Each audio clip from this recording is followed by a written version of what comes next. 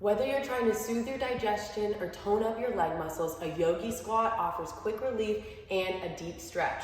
Also called Malasana, Garland pose, or yogi squat, this pose targets your sacral chakra, which is correlated with creativity, sexuality, and pleasure.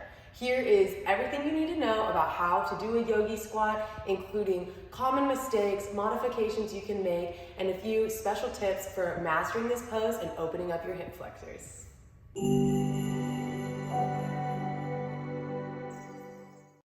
Welcome to the Yoga Nomads. I'm Logan and I hope you are ready to open up your hips. Now be aware that this yoga pose definitely opens up your groin as well, so I hope you brought your squat-proof leggings. We have several in-depth guides to non-see-through yoga pants and the best yoga wear for men over on our website, theyoganomads.com. We'll also have those linked below in the bio. Now let's dive into yogi squat or Malasana. As one of the best hip openers, Garland pose or yogi squat is like the deeper, more flexible cousin of a conventional squat. Instead of stopping when your knees and hips reach 90 degrees, a yoga squat keeps dropping downward until your tailbone hovers above the floor. In its full expression, the yoga squat results in your hips drop down by your ankles and your hip flexors deeply stretching. You place your hands in prayer position at heart center and then use your elbows to gently push your knees apart for a deeper hip opening. Malasana pose has some impressive benefits for the entire body. These are especially noticeable for people who spend a lot of time seated at a desk or for pregnant women experiencing aches and pains. Practicing Malasana or yogi squat on a daily or weekly basis can dramatically improve your flexibility, stress relief, and even your digestion. But if you want to enjoy all the benefits of this pose, you need to be sure that you can get into it with proper alignment. This beginner's version of Malasana can be used at the end of a hip opening yoga class or after a muscle warming sun salutation sequence. Begin in mountain pose with your feet slightly wider than hip width apart. Check that your spine is straight and your pelvis is tucked under, but don't arch your lower back to stick out your butt. Engage the glutes and splay your toes slightly outward at a diagonal angle. Inhale as you reach your arms overhead. On the exhale, begin squatting toward the mat. Keep your feet flat and your heels to the floor.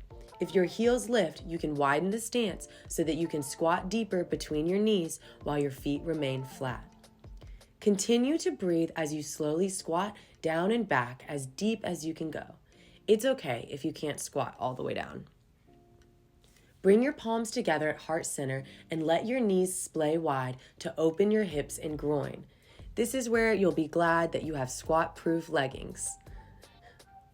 Hold the position and breathe deeply as you lightly press your elbows inside your knees to deepen the stretch. Hold for a few breaths and just slowly allow your hip flexors to open up and that groin to fully release any tension. On the inhales, you can lift slightly up out of it, and then on the exhales, you can press your elbows in and go a little bit deeper.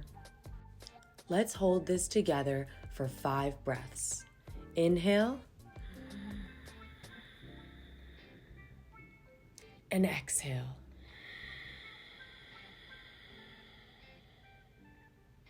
Inhale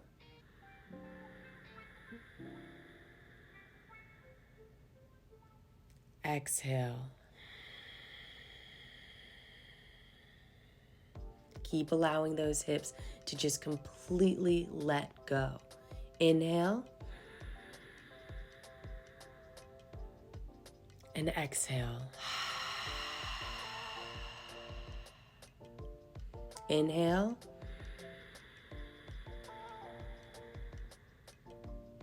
exhale. Last one, go as deep as you can. Inhale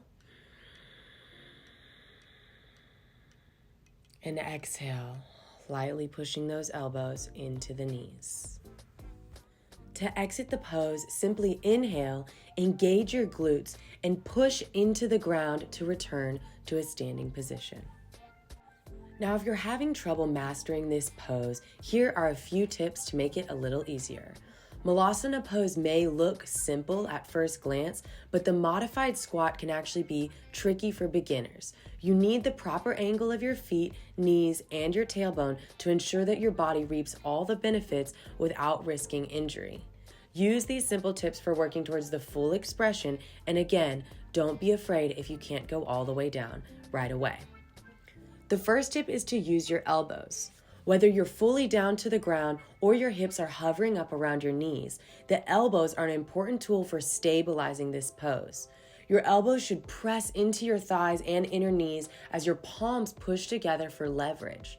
Use a slight resistance to continuously push your knees outward, but be sure that you don't overextend them. You should never feel any pain in this pose. The next tip is to keep your spine straight. Malasana is only useful for posture if your back is actually straight.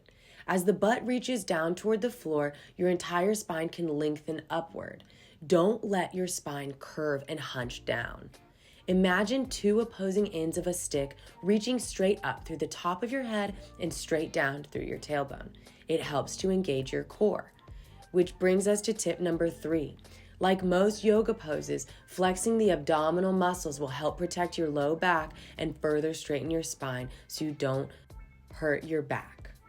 Tip number 4 is to be sure that you don't force your knee joints into an uncomfortable position. If you have knee injuries or discomfort, be super careful that you don't splay your knees out at an awkward angle. If you feel pressure on the knees, avoid going any deeper. If you're feeling too much pressure, you can try to widen your feet stance until the pressure is relieved. Again, a little bit of adjustment and playing around can help you find the perfect position to enjoy the yoga squat. The final tip is to push on the outside edges of your feet. The outsides of each foot act as the key stabilizers in this pose. Root the edges down and push your pinky toe and big toe as well as your heels into the mat. Now, here are a few of the most common mistakes that people make with Malasana. The first one is a rounded back. It's natural to want to curve forward to try to find your center, but the yogi squat is designed to be performed with a completely aligned spine. A rounded back can be particularly harmful for your lumbar spine or lower back. To correct it, press your hands together in that prayer position and raise your elbows up so that they come more in contact with your thighs. Then press outward into the inner leg and let your tailbone drop straight to the mat so your pelvic floor can open forward. If needed, use a block or a modification that we'll go over in just a moment to help adjust your rounded back and get it straightened out. Your gaze should be straight ahead and your core should always be engaged. Another common mistake is the tendency to lift your heels.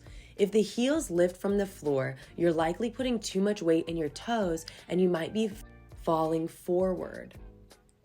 To fix it, add a yoga wedge or a yoga towel beneath your heels for added support. The last really common mistake people make is not splaying their feet. Beginners often try to keep their feet directly forward like you would in a normal squat. But instead, you want to imagine your toes pointing diagonally out to the corners of the room. This will ensure that your knees are externally rotated so that you have the room to kneel down between them. Now, getting into yogi squat is fairly simple, but it's not accessible to everybody. If you don't quite have the flexibility for the full variation, try a few of these modifications. The first option is to sit on blocks. Yoga blocks always come to the rescue when you're still working on flexibility. Garland pose can easily be modified by placing a yoga block or a similarly shaped object lengthwise beneath your tailbone and hips. It may look a little funny, but the added support for your hips drastically reduces back or knee pain. The second modification is to use a blanket. Like we mentioned before, when your hips feel too tight to go all the way down, your heels may want to lift up. Instead, you can place a yoga blanket under your heels to buffer the distance between your body and the floor.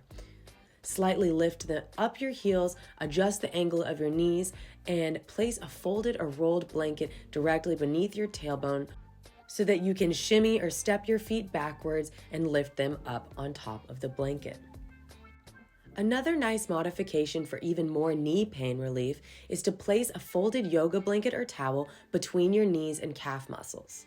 As you Bend the knees and press your thighs into your calves. The blanket cushions the backs of your knees, and when you sink into the final pose, this can add more support and strengthen the thighs. Now, for those who feel comfortable in Garland pose and want to advance to the full expression, the bound Garland pose is the most advanced version. It involves bending forward, placing your forehead on the floor, and then wrapping your arms back around your legs. Begin squatting down with your ankles and feet together, then widen your knees and fold your torso forward. Instead of bringing your hands to prayer position, you're going to wrap your arms back around your bent legs and rest your palms on the floor. Stretch your back and neck downward and exhale to bring your forehead to the mat, optionally with a blanket underneath. One by one, lift your left arm and then your right to get your arms wrapped around the outer knees and clasped behind your lower back. You can hold this for as long as feels comfortable. Now, a few precautions for this pose. Malasana is a fairly safe pose and it doesn't have many risks, but as long as you practice within your boundaries, you should be fine doing this at home. However, pregnant yogis or people with pre-existing injuries should only attempt this pose with the guidance of a yoga instructor. Remember never to sink too deeply past your range of motion. If you're feeling pain, keep your hips hovering above the ground or use a prop. Don't put all of your weight on one part of your foot. It should be spread out evenly through your toes and your heels so that you're not putting unnecessary tension on the ball of your foot. Runners and athletes should not perform this pose immediately after an intense cardio workout because the pressure that it places on your ankles and calves. Now, if you're wanting to prepare and warm up your joints before trying the full Garland pose, some of the best asanas to do before squatting down include a low lunge, Warrior 1, Warrior 2, and Pigeon pose.